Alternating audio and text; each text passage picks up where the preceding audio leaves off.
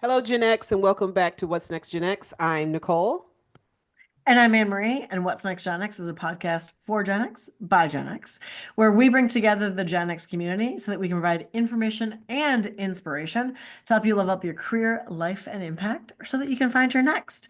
And today we're going to do something a little bit different because we're calling on those small business owners, individuals who are looking for jobs, everybody out there who's using LinkedIn and who wants to know a little bit of the secret sauce about how you appear to a recruiter on LinkedIn.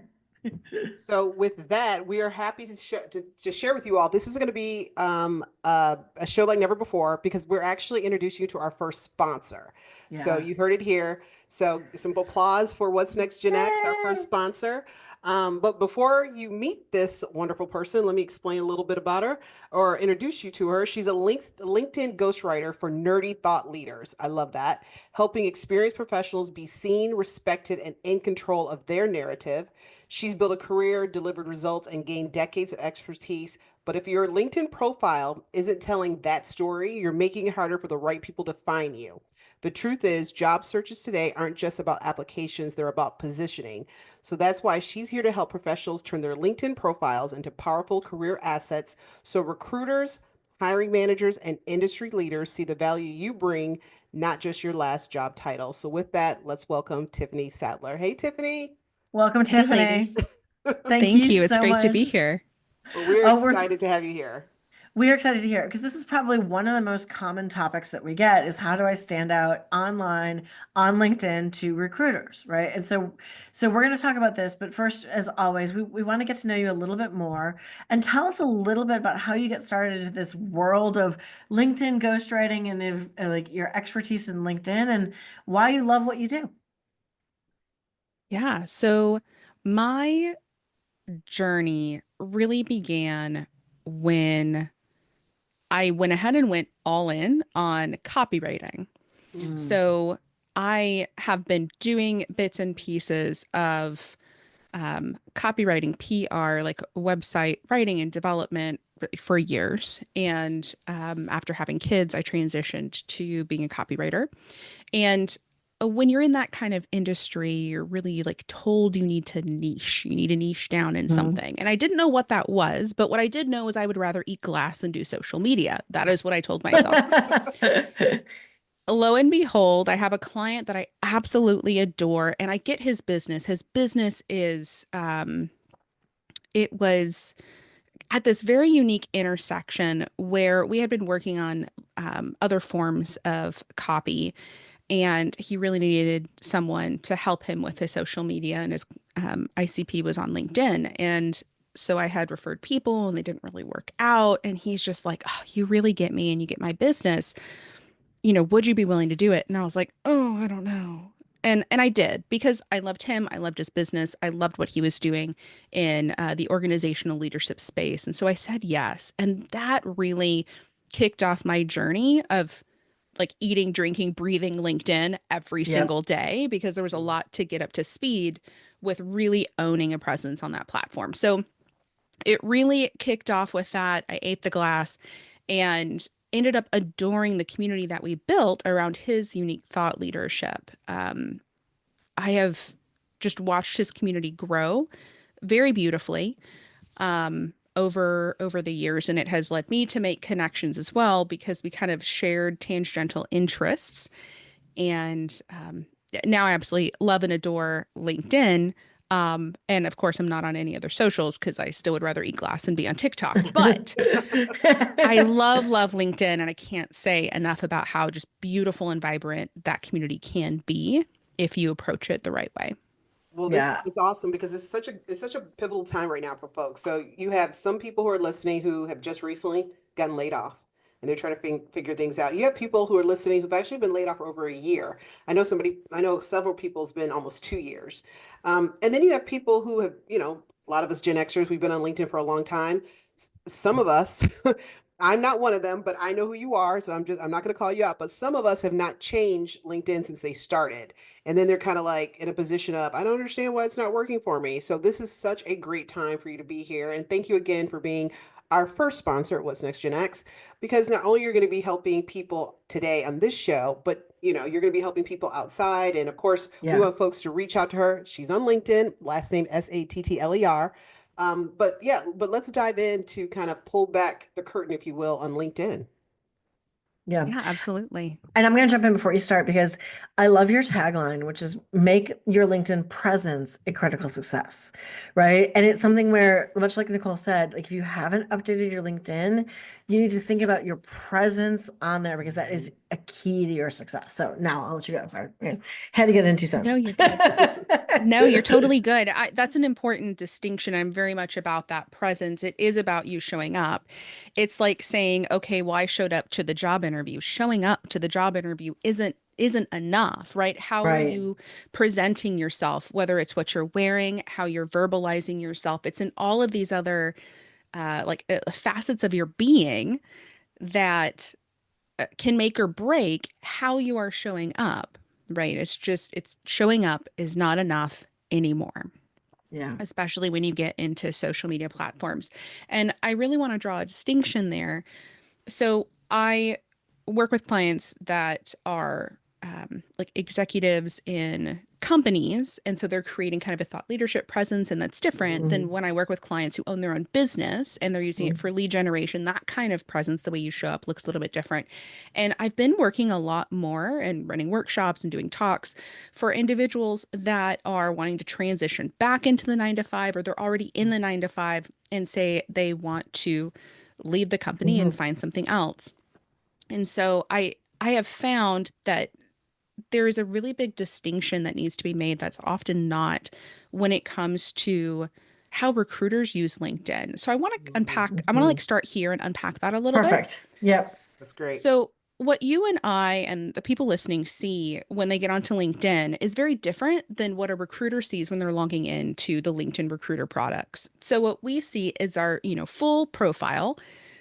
They might have slight differences depending on if you're on freemium, the free version, versus premium, the paid version, where like you have a button instead of a hyperlink, or you can see a few more analytics, but virtually they look the same.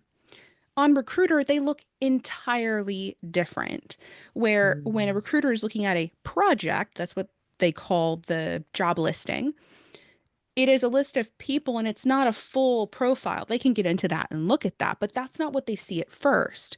So, to be able to make it on the list, to make it high up on the list, and to pique enough interest, you've got to approach it strategically differently than if you're simply writing your profile for people on freemium and premium to see it. So, that would be when you're doing lead gen or when you're doing thought leadership as a whole. So, it's a very different world. I definitely want to start there.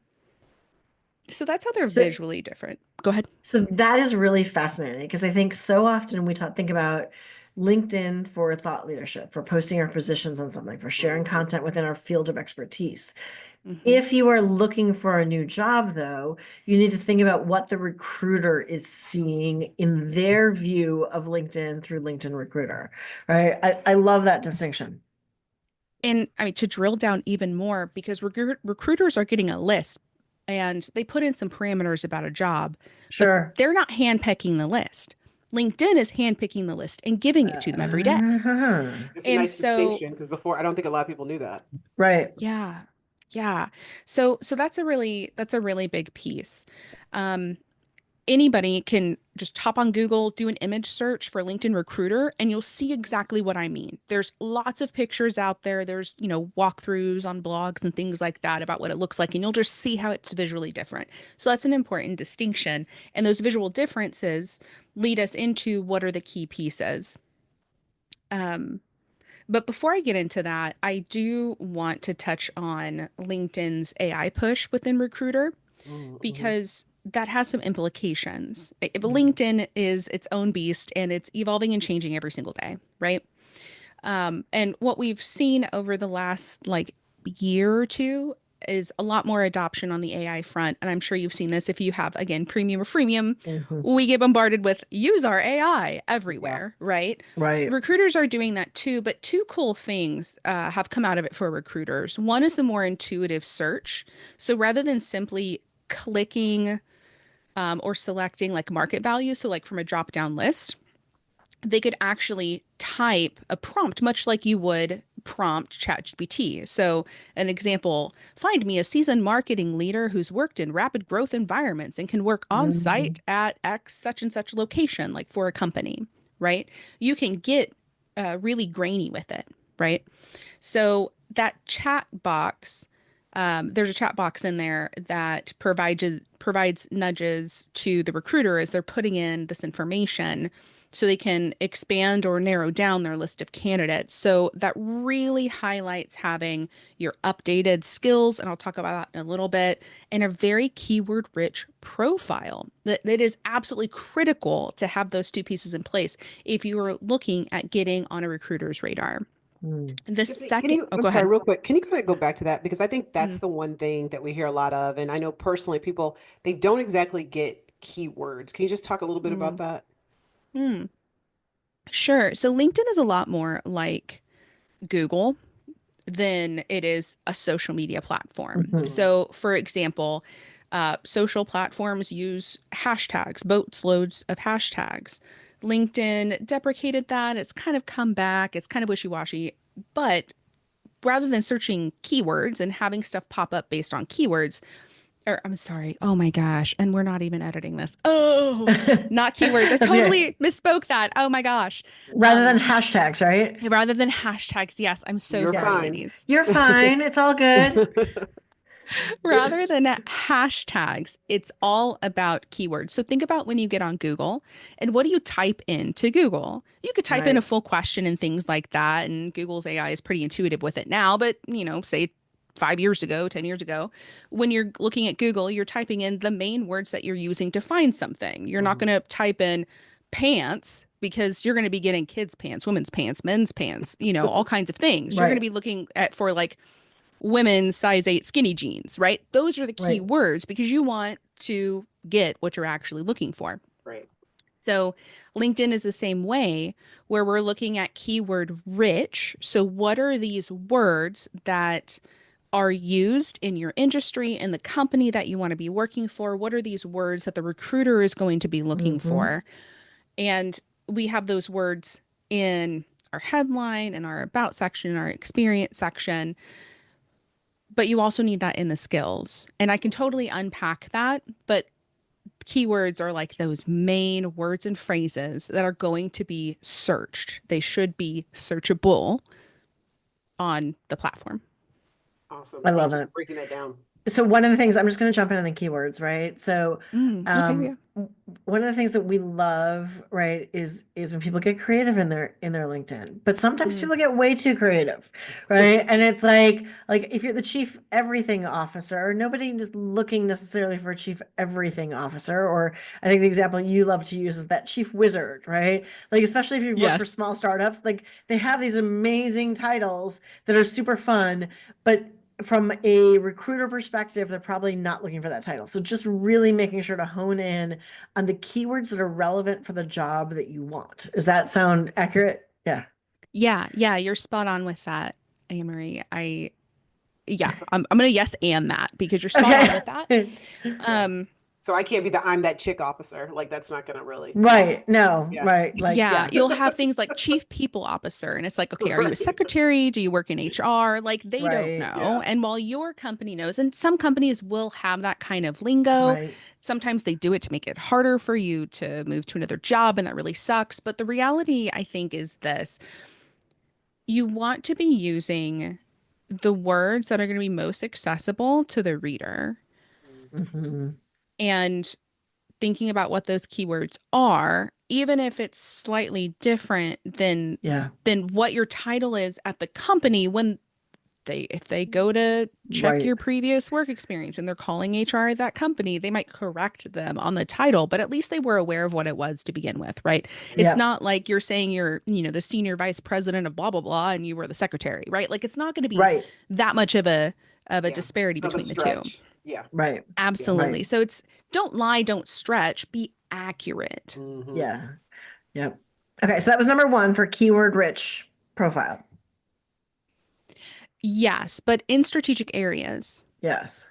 So the areas that you really want to be hitting on, and I wish that I could show you guys a visual. Um, So it shows if you're looking at a listing of a person, it has their profile picture with their name, their current role, and their Mhm. location. And then you have four main sections. You have an experience section, which simply shows your job titles and the dates. That's it. It Mm. doesn't show your descriptions. So having keywords in the description is helpful, but it needs to be in the job titles, which is why I'm like, don't have chief people officer. No one knows what that Got means, it. Okay, right? got it. So it's Yep. critical there. And then these keywords also show up. So the second section is a skills match. So when someone posts a job, they can list up to 10 skills. As LinkedIn users, we can list up to 100 skills. That was a recent increase that happened. And Oh. so it rates you on how many skills are matching the job title. It literally will say like 3 out of 10 skills match. And then it lists what those skills are. Hmm. So you really want to be intentional about your keyword choices from the skills. Now, a caveat with that, you want to make sure it's a market value. And what I mean by market value is that when you type something into LinkedIn, it will show you options. And some people are like, oh, Mm. the option I want isn't showing. Let me type it in there. If you type in whatever in there and it's not already an option LinkedIn has, it is not a market value. It is not registered by, Ah, the algorithm or LinkedIn as a Okay, whole. They don't know that what makes that sense. is. Yeah. So they're not indexing it. Think of indexing like with Google. They're not yep. indexing it. And so you're not going to be found for it. You can have it on there, they'll let you have it, but it doesn't serve you. And why would you have a Mm. profile that's not serving you? Doesn't make sense. So you want to be as accurate as possible, provided it's a market value as a LinkedIn option. That's a great tip. Yeah, That's yeah, great. that's a Yeah. great golden nugget right there because I don't think I've known people who said, "Oh, they didn't have it, I just added it." I'm like, in my mind, I've always like, you can't add that. Doesn't make sense, but okay, yeah. It's like Yeah. one of the skills is probably, expertise with Microsoft Office. Like I wouldn't think of that as one of my key core skill. I can do it, obviously, but it's not a market driven skill in a job that I would be looking for. Right. So I want to clarify, yes, I want to clarify when I say market value, that's just what a drop-down menu item selection is Got it. called. I Okay. don't mean within a market. So Okay. definitely want to draw that Thank you distinction, that. but let's go down that rabbit hole. Oh Bear no. with me. Bear Sorry. with me. Well, because you This bring is up a good. really good point. Okay, what skills do I choose? What's important? How do I list them? Yeah. Um, and the reality is that there are skills that can basically mean the same thing. So, purchasing, buying, and procurement, it all means the same thing.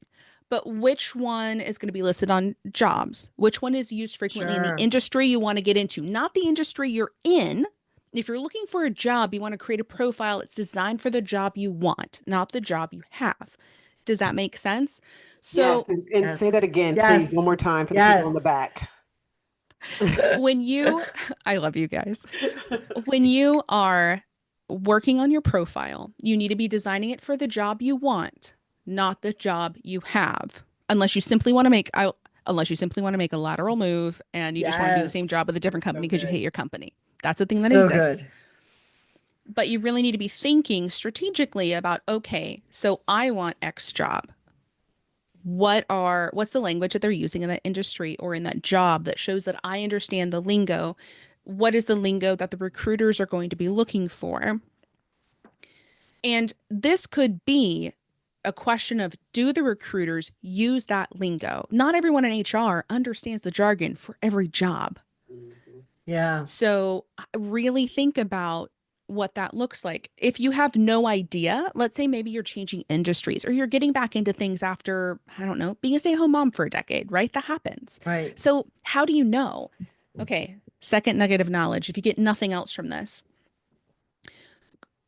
like search. So again, it's like Google. You go into LinkedIn search and just type in the job that you want and look at job listings.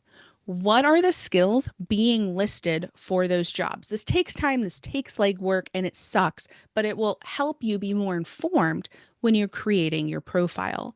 So look at those job listings, start just listing. Be like, okay, job one, here's the 10 skills. Job two, here's the 10 skills. Start looking at the skills that are overlapping. You need to have that on your profile. Mm. Fun fact, so you can have up to 100 skills on your profile. only the first two show on your actual profile. Like if someone looks at your freemium premium Mm. account and they scroll down to the skills, only the first two show. And LinkedIn uses those first two skills when it's making determinations, like to recommend you for top Wow. matches for jobs. Ooh. So you really want to be intentional on what those two skills are. As a Wow. bonus, people can endorse you for skills. You might have already seen that Yeah. before. Yes. Yes. No one is going to open your skills list and scroll to skill number 72 and endorse you for it, friends. Like, please, when you add your skills, be very intentional. What are the top 20, at least the top 10, and be very intentional in what you're listing is the top two. It's good to know. Yeah, I don't think a lot of people even realize that. So Mm-mm. Yeah. Question, can you reorder your Mhm. skills? Absolutely. Yeah. Okay, good. Yep. Very easy to do that. Ooh, also, um, fun fact and something that everyone here should do. Golden nugget number three. Um, if you created your profile years ago, probably like 3 or more years ago, and you haven't done anything with it, you need to go to your skills list and, of course, refresh it. And then attach those skills to like the work experiences and your about Oh, section so you can flag skills in basically everything certificates you've done, courses you've done, each job you've had, and your about section. So attribute those skills to the different things you've done. wow. That's amazing. I had no idea you could do that. yeah, that's huge. I love Tiffany's golden nuggets. These are great. That's right. Tiffany, one of the other questions we have, right? There's always that interest category, right? Open to work, right? All of that stuff. Is Mm, that mhm, is mhm. that relevant from a recruiter perspective? Yeah, so we had talked about I love you. We had talked about the four kind of sections that someone Yes. sees on a Yeah, person, quote unquote, right. Yes. profile when they're looking at their list, when a recruiter is looking at their list. We went through experiences, we went through the skills match. And the last two are interest and activity. Now, interest tells the recruiter the likelihood of your interest in working for that company. And Mm. there's various things that indicate to LinkedIn that you would be interested in working for that company. One is being open to work. Now, a lot of people end up kind of prickling at that. They're like, ew, like I don't want to have the open to work banner on my profile. You don't have to. So you have the option to be open to work and to let everyone know. So that's like putting the banner on your image, or just let recruiters know. Golden nugget number four, I think that's the number we're on. You want to turn that on and off because every time you turn it back on, it gives recruiters a notification. So after Oh, you get a job, turn it off. And when you're kind of looking again, turn it on. Recruiters are notified, no one else is. So let's say that you're in a 9 to 5 right now and it's not really working out. You want to look at something different. Turn it on. Recruiters are notified of it and no one's any wiser. Yeah. Can interesting. I just tell you, Tiffany, the Yeah. people some of the people that I coach who are looking for jobs on the DL, I do tell them to do Hmm. that. So I'm very happy that that was I on love your it. golden nugget list because I mean, let's just face it, you could get pinged or penalized or whatever. I mean, no company wants Yes. to look out Yeah. there. You don't, your CFO doesn't want to look to see that 10 people from the company are looking for jobs. We all do it, but I think a lot of times people are so afraid because they're like, Nicole, nobody can know. I totally get that, but like you said, just turn Hmm. it on for at least for the recruiters can see it. So that's key. Yep. Yeah. So you turn that on and then you're making all of these subtle, like back end changes. No one's Mm. any wiser um, as you're refining things to like have the right keywords or updating your skills Hmm. list or like adding the certifications you just got. It looks Hmm. like you're just keeping your profile up to date, which looks good on Mhm. the company, like on the surface. And no one really Sure. knows that on the back end, you're really tailoring it so that you can Yeah. move on with your life. I think the second piece there that is a common misconception is that people will just add recruiters. Friends, recruiters are busy. They don't have time for that. You want to be connected with people in the company. You don't have to simply be connected to the recruiter or the talents, talent acquisition specialist or those people. They're very busy Yeah. people. Now, the likely to be interested in the company, that third kind of piece that recruiters see, talks about open to work, but it's also how many connections you have with the company. And that could Mm. be anyone. So let's say you start connecting with people who would be like on the team or in the roles that you'd be interested in. Start connecting with them. Start having conversations with them in the DMs. Get a feel for company culture. You can start networking within the company, which is huge for networking, but that's a soapbox for another day. All of those connections, not followers, connections, it's going to show. So it'll say like 15 connections, and that's Okay. 15 connections within the company. Mhm. Sure. So it shows if you're highly connected within the company. If you're highly connected within the company, you might be interested in the company, right? Well, the other thing is the recruiter, let's just call it this recruiter's probably going to get paid by placing you, right? And Absolutely. the stronger likelihood of them, having a successful candidate through to job offer is if not only do you match the keywords, right, the skills, obviously the interest of open work, but then if you have all of these connections within a company, chances are you're going to fit and be an easier candidate to place. Absolutely. Absolutely. I'll move on to that last box, which is activity. And it's wondering kind of what activity have you had? So activity can look like a few things. One, it's about if you are responsive to recruiters. So LinkedIn knows if you're ghosting people in your DMs or not. Hmm. And that shows up. Oh, So it'll track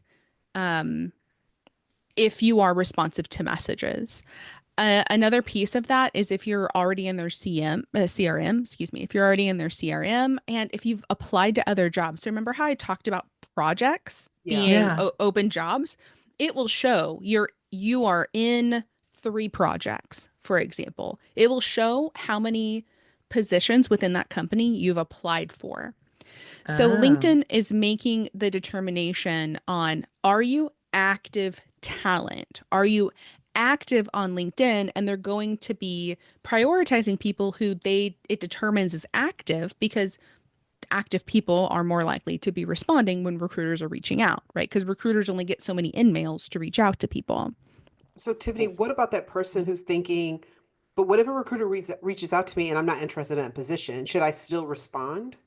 Oh my God, I love this question. Yes. yes. Respond. Okay. Respond politely and kindly. And I would recommend that for a few reasons. One, because it shows you're responsive. Hmm. Two, because you don't know when things will change. If that person changes companies Right. and they're recruiting for a job that you really want in a different company, if you're like, bug off, then they're like, oh, that person's a jerk. And 5 years down the road, they might remember Right. you. Right. But if Right. you leave them with a pleasant experience, they're like, oh, I've had interactions with this person. And then they're polite and respectful, even when declining, which can be, Yeah.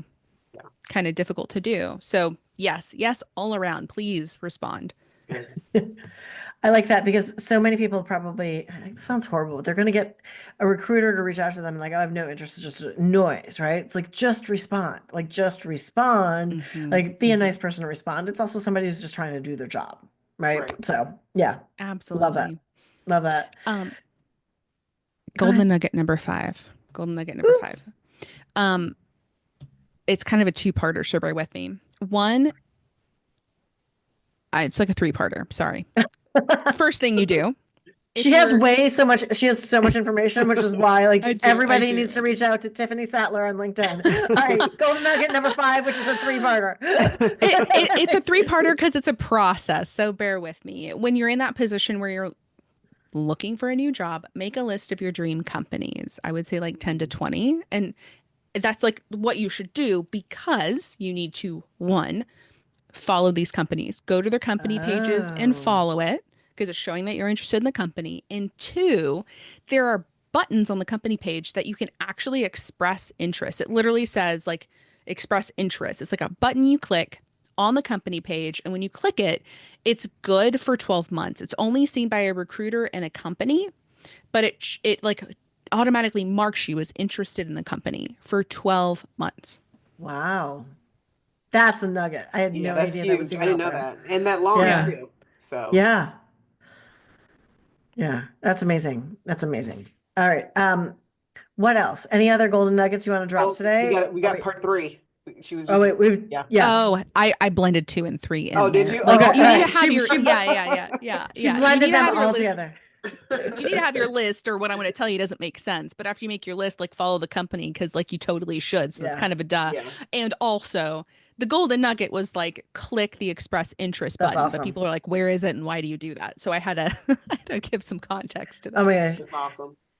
So Tiffany, this is amazing. Like we know our audience is gonna love your golden nuggets of advice for LinkedIn about how to show up in your LinkedIn profile for the job that you want so that the recruiter sees you in their list. This is like I feel like we're like how to beat the algorithm. This is amazing. This is amazing. Yeah, absolutely. So this is Tiffany Sattler, everyone. We're so excited that she is our first sponsor of What's Next Gen X. You're going to hear more from her. You're going to hear more from this. We hope you also like this content. We know you've been wanting some really distinct educational content about like how to take these 5 golden nuggets and simply apply them to your LinkedIn. So stay connected with us on What's Next Gen X. Follow us, of course, across LinkedIn, Instagram, and a whole bunch of other social things for more inspiration and updates.